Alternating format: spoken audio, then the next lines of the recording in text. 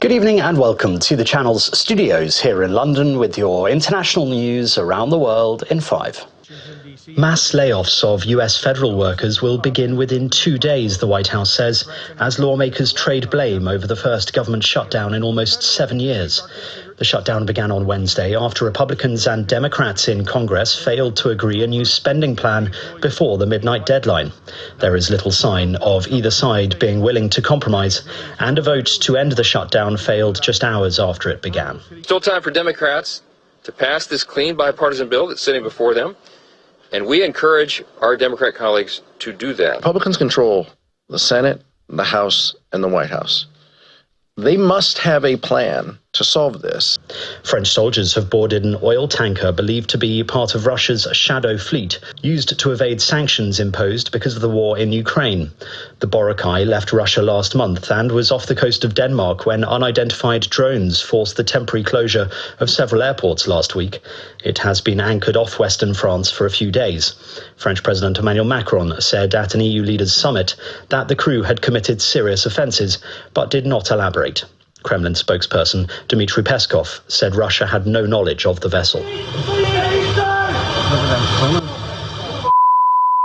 Everybody else, get back! If you're not involved, move back! 2 people have died after a car and stabbing attack at a synagogue in Manchester, with a third person, thought to be the suspect, believed to be dead after being shot by police. Police say the suspect's condition cannot be confirmed due to suspicious items on his person, with a bomb disposal unit at the scene. Pictures showed a man with items around his waist.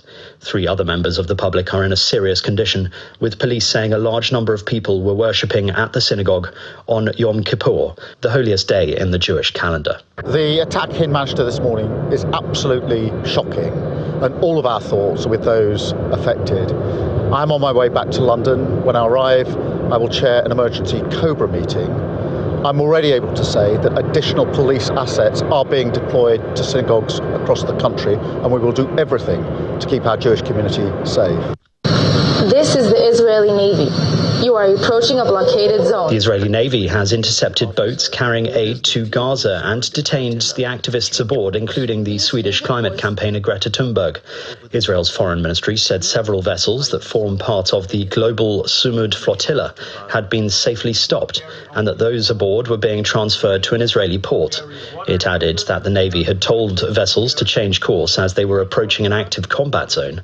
The GSF described the interception as illegal and not as an act of defence, but a brazen act of desperation. At least 2 people have been killed in Morocco after police opened fire to prevent protesters from storming a police station near the coastal city of Agadir. These are the first deaths reported since huge youth-led protests broke out across Morocco on Saturday, as anger grows over the government's decision to build football stadiums for the 2030 FIFA World Cup, rather than improving public services and tackling the economic crisis. Afghans have taken to the streets to rejoice in the restoration of internet and telecom services after the Taliban government shut them down, provoking widespread condemnation. A source close to the government confirmed that the internet was back by order of the Taliban Prime Minister. The 48-hour blackout disrupted businesses and flights, limited access to emergency services, and raised fears about further isolating women and girls, whose rights have been severely eroded since the Islamist group swept back to power in 2021. And the Tesla boss Elon Musk has become the first person ever to achieve a net worth of more than $500 billion, as the value of the electric car company and his other businesses have risen this year. Alongside Tesla, valuations of his other ventures, including the artificial intelligence startup xAI and rocket company SpaceX, have also reportedly climbed in recent months. The milestone further cements Musk's status as the world's richest person, well ahead of rivals in the global tech sector.